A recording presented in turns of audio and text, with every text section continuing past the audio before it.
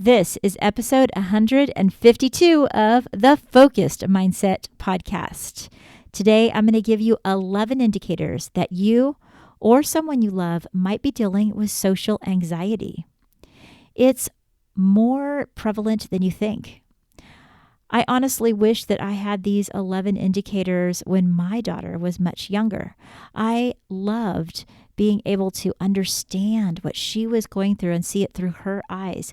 But it wasn't until she was far too old. I hope that if you have a loved one or that you are dealing with social anxiety, that these 11 points help you as much as they have me. And I want to say a special thank you to the Focused Mindset community. I've gotten several emails back about how you guys have been impacted by the hope notes that I'm sending out as we launch into 2023. Don't forget to check the show notes or go to my website, thefocusedmindset.com, and you'll have an opportunity to sign up. And when you do, I'll send you 35 journal prompts to get you moving in the right direction as you start your journaling this year. So now let's get started on this episode.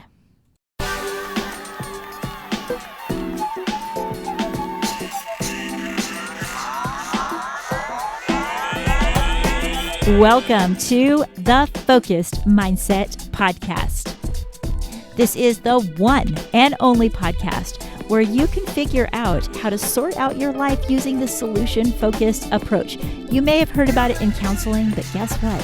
You can have a mindset that's full of solutions rather than filled up with all of the problems that try and overwhelm us. I'm Cher. I am a solution-focused life coach and I'm a school counselor. Here, we discuss how you can be the best version of yourself in your home and with the people you love. Jump over to my website, thefocusedmindset.com, to learn more about our products and services. Hello, welcome to the podcast. I'm glad you can join us today. Last week, we talked about the things that I've been learning by doing grief and loss groups in my school counseling practice. Something that I've noticed that have come up as a theme in my coaching, and especially when I'm speaking with parents, is anxiety. The feelings of anxiety that specifically are related to being around others, being in groups, being in social situations. I can say that this has heightened a lot since our pandemic, and that's true. But the truth is that social anxiety is something that so many people fight in their life. And it's a very quiet thing because it all happens up inside the mind. A lot of people are so embarrassed that they deal with it, that they battle with themselves, basically, in order to try and get over the anxiety that they feel within them to go into some social situations. Some people might be like, oh, you're just getting all worked up. Just snap out of it. But the truth is the things that happen inside our mind doesn't know the difference between real panic that's actually happening to you and panic that you've made up. We know that that's true by the fact that if you watch a scary movie and a jump scare happens, you jump out of your skin. Even though logically you know that you're sitting on your couch and there's nobody jumping out at you, your mind does not know the difference once it sees that scary thing pop out. That is very similar, except on a very heightened level, of what happens with people that are dealing with anxiety related to social situations. Anxiety in general is rooted in fear. But the difference in this fear is that the mind begins to tell a narrative, tell a story that you believe. It begins to tell you about all of the things that could go wrong and the possibilities, and heightens that and clarifies that until it becomes a bright memory that seems like it's going to happen for sure. The truth is that it is simply a figment of our imagination. When you think about all that we've learned in this podcast alone about how powerful the mind is, and all the things that we know about how our mindset can completely shift a situation, it shouldn't surprise us that the narrative that we allow in our mind can create a complete and total panic attack. Even on a lower scale, it can cause somebody to be paralyzed in their fear enough to completely isolate themselves or stop themselves from doing things that they actually very much enjoy. And you might be saying, I have noticed that a little bit more in my life. If you've been one of those people that have started going someplace and then talked yourself out of it and gone home, even though you know that you should have been there, it's always important for you to do a check on yourself and see where you're at, especially if you've been coping with social anxiety as a child or even as a young adult. Don't ignore the signs that your body gives you. Now, in a little bit, I'm going to give you 3 solution-focused, inspired steps that you can take to help you with your social anxiety. But first of all, let's continue to explore what are some of the symptoms. Because if not in you, you very well may be seeing this in the life of your child or in the life of your loved one, your spouse. And you might be one of those people that are shucking it off as no big deal. You might be the one that's dismissing somebody that's actually having a real internal dialogue with themselves that's causing them to fall into a deeper and deeper place of social anxiety. So I'm going to give you some symptoms that you might see in somebody or yourself when you're starting to feel the effects of social anxiety. Now, I'm going to walk through 11 indicators that you may be dealing with social anxiety. We won't have time to go in detail about each and every one, but you can always go back and listen to them again. Find out if a few of these ring true to you.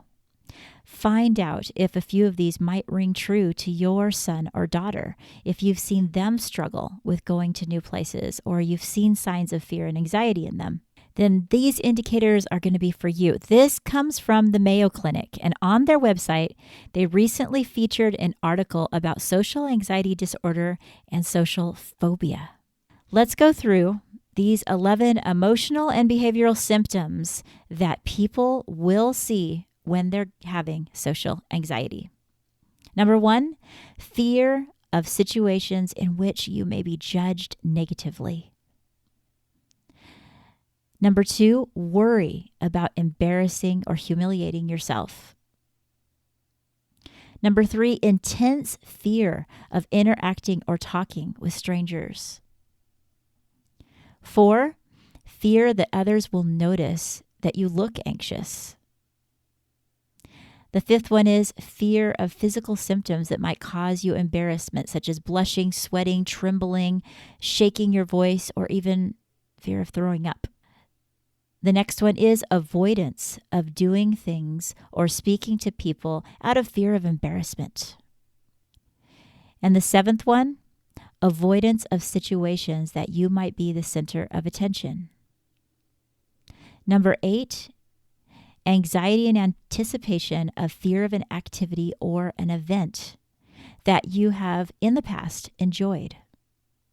Number 9, an intense fear or anxiety during the social situation. Number 10, when you analyze what you might do, your performance, what you're going to be saying, and then pick out your flaws right before a social situation. And number 11, expectations of the worst possible consequence from an experience in a social situation. Now, if you said yes to many of these things for yourself, I want to ask you right now to tell yourself, that's okay. I am going to recognize this about myself. Notice it. You know what's even better? Speak it out loud. When it's all up inside of our head and our mind is swirling with thoughts, it grows and grows and grows like a huge storm. Sometimes the best thing you can do is not only to hear the list like you have right now, but to speak it and say, wow, I've felt, and then name which ones really ring true to you and share it with somebody else. That right away defuses some of the power that it's holding inside of you. One of the biggest ways that we can hang on to our anxiety forever and ever is to keep it inside. We've got to let it free. We've got to open up the cage door and let it run free. It's like if we have some kind of, wild animal caged and just furious inside of us. Sometimes it's sleeping because, we're not upset, we're not worried, we're not anxious. But as soon as we wake that monster up, it causes turmoil within us like no other. If anxiety feels like that, like a caged animal within you at times, it's time to let it out. And one way to let it out is by talking about it, acknowledging it, making sure that you don't have all this guilt that you surround yourself with because maybe at one point your anxiety did stop you from doing something amazing or you felt like it affected the people around you. When you recognize these things, it's a sure sign to yourself that you want to move forward from this. You're ready to move forward from this. And you know what? You can walk forward from this. It's hard to believe because when you're in that very moment, you're like, this is the biggest thing ever. I tried really hard to think of an example I could show you guys or tell you guys, but I got to thinking that I have had so many children lately that have been referred to me for what I consider to be some form of social anxiety that I couldn't even pinpoint one particular story. There's so many of them. But what I could pinpoint is a formula that I've been doing with almost every single one, no matter if their anxiety seemed to be rooted from the death of a loved one or just memories, or maybe they used to have a heightened level of anxiety even before the pandemic, and then it seems to be revisiting in a much more destructive form simply because we're getting more and more back into school. There's so many different avenues of the reasons why. And what's interesting is these 3 steps I'm going to share with you, these solution-focused strategies, have helped in each and every situation. Recently, I had a discussion with a parent, and after we talked about her daughter and what her daughter had been going through as far as not wanting to get out of the car before school, she said, I want to tell you something. I sometimes feel really guilty because I think I've modeled some of this behavior. I think it's because of me. That mom guilt was coming in strong. But I had to listen closely to what she was saying, and I had to acknowledge that she was noticing a pattern, and she was brave enough to speak it. And that's exactly what I told her. I told her, you are on the right track because you just noticed a correlation between the actions that you've been doing and the actions that you're seeing in your child. That doesn't only take bravery. It takes the ability to really look closely and analyze what's going on and then take ownership. And that is the first step to you being able to change and make some changes for yourself that's going to make a big, huge difference to your child. We really need to step up and pat ourselves on the back when we see something within ourselves that need to change, especially when we see that it's affecting our kids. So I told that mom the same steps that I'm going to share with you. And she reported back to me that it was so helpful. And what are those solution-focused strategies? I am going to get right into it. And then also, by the way, if you want to look in the show notes, I'm going to leave a link to the article that where I found all of these symptoms if you want to look further into it. This is a pretty great article, actually, just to help somebody out. If you feel like your social anxiety has been just heightened even, or even to the point where you're thinking, all right, it's time for me to get some help with this, I encourage you to follow up and do just that. So this article, the article is called Social Anxiety Disorder Overview. It might be a kind of boring read, but it does have all of those 11 symptoms in that article. All right. So let's move on. So what are the 3 steps that you can take with yourself and that you can help your child with to get to the other side of social anxiety? First of all, decide upon a name that you're going to give your fear-based anxiety. Yeah, you're going to name it. And somebody might think that that helps you have more ownership over it. As a matter of fact, it has the exact opposite result. Because rather than it being your anxiety now, it's the anxiety that you're dealing with. It has a name. It's something that you can talk to, and it's something that you can tell to get lost. It's scientifically proven that if we take ownership and feel as though that caged animal is who we are and what we are, it is much harder for us to fight it and walk away from it. So when you give your fear that's based around anxiety a name, then you can tell it to get lost. I've had kids name it actual name like Gertrude or Fred. I've had other kids name it Mr. What If or the monster I hate. It really doesn't matter what it is as long as it comes from you and it's something that you can straight up call it. Mr. Anxiety, there you are again. No. We are going to handle this differently today. We're going to try something new. The truth is, you are not your anxiety. And you can leave that anxiety in the dust when you step forward into the amazing future that you were meant to live. But I'll tell you what, give it a name. See what difference it makes. Now, I take kids and I actually have them draw a picture of their little monster that's within them that's fear. And I get the cutest little drawings. Hey, you should do it too. Draw a drawing. Draw the little angry face and the hair all over the place and then realize, wait a minute. This is, and then give it a name. I'm so hesitant to think of any particular name on this podcast because you might have that name and then you're like, oh, I can't believe that she just called it that. I mean, picture yourself talking to someone across the table and you're talking to them and you're giving them advice of what they're going to do. Sometimes it just flows out. You're like, yeah, I know exactly what they need to do. And you talk to them. And then later on, you might think, oh, maybe I need to take some of that advice and give it to myself.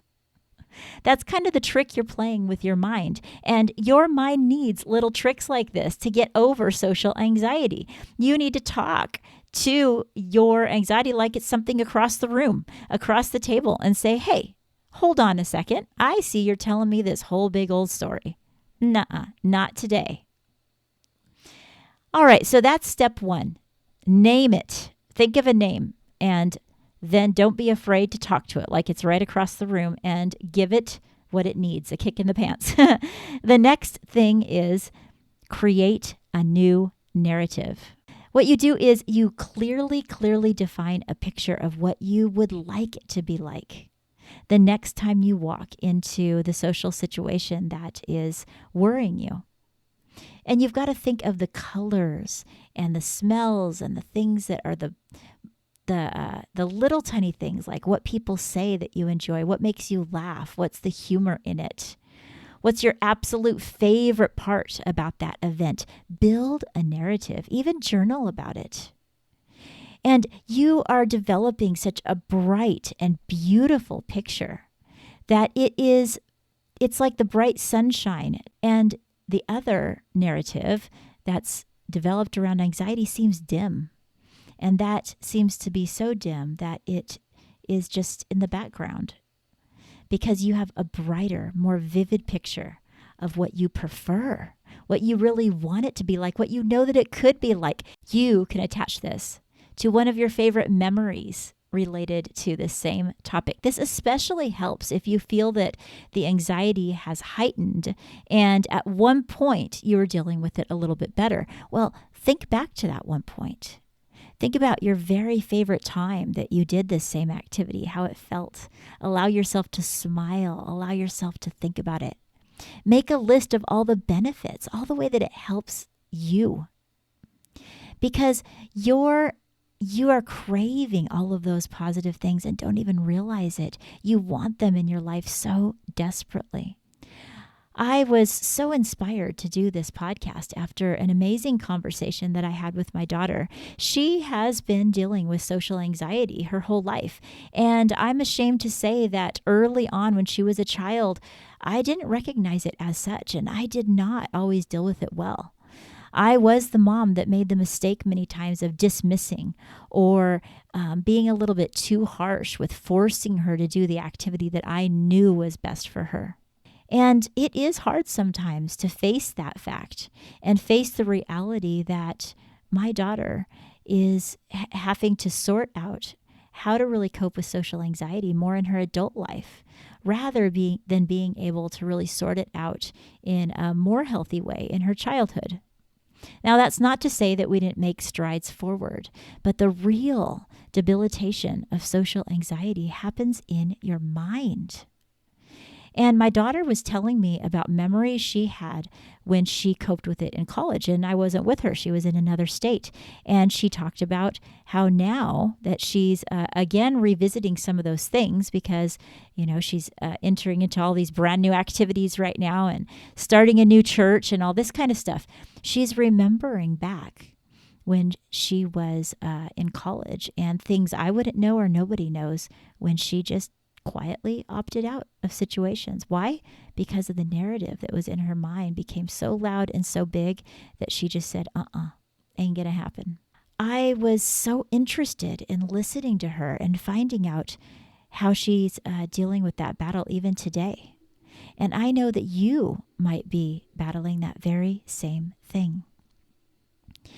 The reason I pause right here at step number 2 of building your own narrative is because I realize that the narrative that anxiety is forming within your mind, it really does talk you out of situations. It talks you out of going places. It talks you out of leaving on time and doing the things you need to do. And I want to encourage you to take the steps of building a bright and beautiful narrative surrounded around the things that you're going to be doing in your life. And giving yourself all of the reasons beforehand why it is going to be a huge benefit to you. And anxiety can be such a strong voice that it can actually use some of the reasons that you're giving yourself of why it's so important that you work towards conquering this social anxiety and being able to move forward. It begins to say, see, that's why you shouldn't even try. Because if it attacks, you might hurt those around you. Remember that those around you are rooting for you. They might not understand it.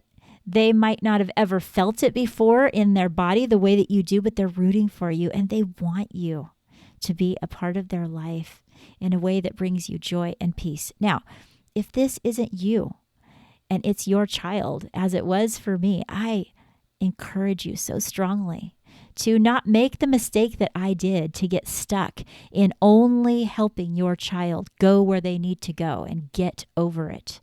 Rather, have compassion. Listen to them.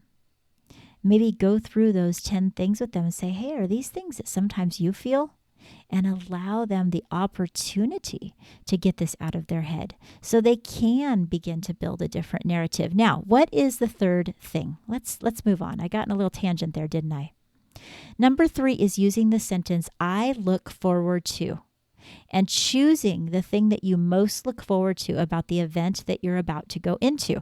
Quite a while ago now, I listened to something that Mel Robbins was talking to about her anxiety, and she was giving an example of flying a plane. She, I guess, had an intense anxiety and fear around flying in planes. And at that time in her life, she was in planes all the time. It was pre-pandemic. She was flying all over the place speaking. And she talked one time about how she had to attach herself to a strong feeling of looking forward to something in order to allow herself to take the steps that it took to walk into that plane and sit down. And she would think about a restaurant she was going to go to or a person she was going to see and begin to build excitement. Well, since I heard that, I've been utilizing that with kids. And I say, let's talk about what you look forward to. Now, when they're going to school, maybe they've found in their mind all the negative things about going to school, but guess what? There's always something in that day that they look forward to, that they would miss out on when they're not there. Oh, it's a best friend that they get to sit by at lunch, that they get to play with. Oh, it's an activity that's their favorite. It's a subject that's their favorite subject. Sometimes it's their teacher. Whatever that is, again, brighten that in your life by saying, I look forward to. And just refuse to let your mind continue on that narrative of the what ifs and the fears that could happen, and this could happen and that could happen, and all of these things that literally have never happened, and interrupt it. Just interrupt that fear. When you interrupt it, just like you would interrupt someone if they were putting down the person that you love the most and they were just, calling them all kinds of names, you'd say, excuse me, I'm going to interrupt you right there. You interrupt the voice that is sabotaging you and say, hold up, I'm going to interrupt you right there. I look forward to seeing my friends. I look forward to reading the Bible with others if it's a Bible study, or exploring this game if it's, going into something where you're going to be playing a game with others, or seeing the smiles on the faces of the people that I haven't seen in a long time. Whatever it is, I look forward to. And then you can use mindfulness and taking a real deep breath. And as you breathe in, you think about the thing you look forward to, and you're breathing out and you tell yourself, yes, that is going to happen. I can't wait. I'm looking forward to it. And then you take that step forward. You just breathe in and then go, ready, set, and I'm off. And you walk. Helping your child do this, you will feel so much more empowered than the stress that comes from forcing them to do something, and then the exhaustion that comes afterwards.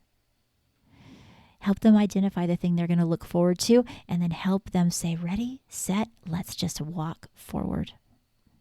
Now, I could think of one particular child right now that I'm working with that has intense anxiety around what actually scientifically has been proven one of the biggest fears of kids.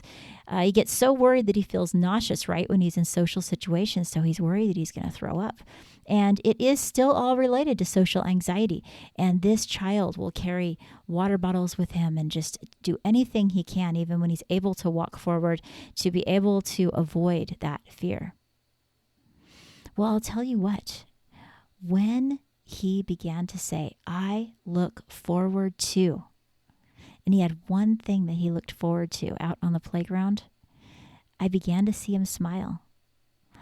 I began to see him flourish, and we didn't take away the water bottles. You might need to have a little, crutch, if you will, to take things slow. And it's okay to take things slow. It's okay to be kind to yourself and compassionate in that way. But then one time I walked into the classroom recently, and the teacher did what I thought was so amazing, because it's another great way for us to trick our mind, is noticing when we do well. And I came in and I said, well, how is our friend doing? And right in front of him, she said, you know what? Just a few minutes ago, he went to the bathroom and didn't bring his water bottles. I was so impressed. He was so brave. He just marched right in there and went in there and came back with a smile on his face. It was so impressive. And this little boy sat a little taller, and he just was really proud of himself. That's just one small thing, but let me tell you, he's going to remember that all day long. So be proud of yourself, and be proud of that little person that you might be working with that's also anxious. Notice when they do just the smallest little step forward and celebrate it. That's the greatest way to have compassion, is to also recognize when things go well. Your mind wants to remember that, and it will help you take steps forward so you feel like the anxiety that has been attacking you for all this time is released. Released from the cage that it's been locked in, and now you're free. You're free to walk forward. And it's not to say that you won't feel that anxiety again, but you'll be able to notice it, and you'll be able to put some things in practice to help you live the life that you know you want to live. Freedom comes from recognizing what we're going through. We need to talk about it like we are right now. We need to be aware of the symptoms. We never want to live in a place where we're ignoring what's going on around us, right? That just seems silly, but we do it to ourselves. You can conquer such amazing things, and you have before. And social anxiety is one of those. Please, if you feel as though you've been crippled with social anxiety, if you feel that it's gotten worse even in the last year or so, be excited about getting help. Be excited about maybe finding the therapy that could be just right for you. Be excited about taking steps like this on purpose to be able to name it and create a new narrative and find out what you look forward to. But you know what? I have grown to find so much joy in helping people and helping the little kids that I work with right now to get to the other side of anxiety. You are not being a burden by opening up and talking about it, because there are people that want to help you. And you can get to the other side. You can, and so can your children. And before we close up this podcast, I want to answer this question. How can you prepare yourself to start socializing again in a situation that causes you anxiety? First, try and take it slow whenever possible. Allow yourself to ease back into socialization. Don't rush back into social planning so suddenly and fill up your social calendar, especially if you've had to be physically isolated, you've been in your quarantine or something. Be flexible. Start slowly. You might benefit from some support. Reach out to other people closest to you and ask them, where can I be invited to? What can I do? And just have a conversation with them. And when the time comes that you're leading up to that social activity, practice your coping skills before you need to go. Take it easy that day. Give yourself plenty of time and sleep the night before. Healthy eating, all of those things can help so much to ease the anxiety. And you can choose one new thing that you're doing each day that's a little outside the box. It could just be trying a new coffee place to get coffee, or going outside your routine to go to a brand new park you've never been to. Something. So your mind begins to replace that nervousness with a healthy acceptance for new social situations. I hope that these things can help you and your family build a healthy relationship with being out in the society that we love and the people we're around. You know, being around people gives us energy, gives us joy. Sometimes our mind wants to trick us to think that's not true. So I hope you go out and enjoy your day today. I will have some helpful links in my show notes today. You can go to my website, thefocusedmindset.com, and I'll have lots of resources for you there too. One thing I'd love for you to do is join the Focused Mindset community. I'm going to be sending out so many resources in the time to come to help you in a solution-focused manner to deal with things like anxiety, like fear, like the many challenges that we have coming up. Click the link below or go to thefocusedmindset.com and click Join the Community. It's absolutely free to you. You can also join me over on my Instagram, Cher, Cher, The Focused Mindset. And Cher, The Focused Mindset is the same handle that I have on TikTok, on Facebook, and I'd love to see you there. Let's join together as a community, get to know one another, and help us move forward. And until next time, keep in touch and take care.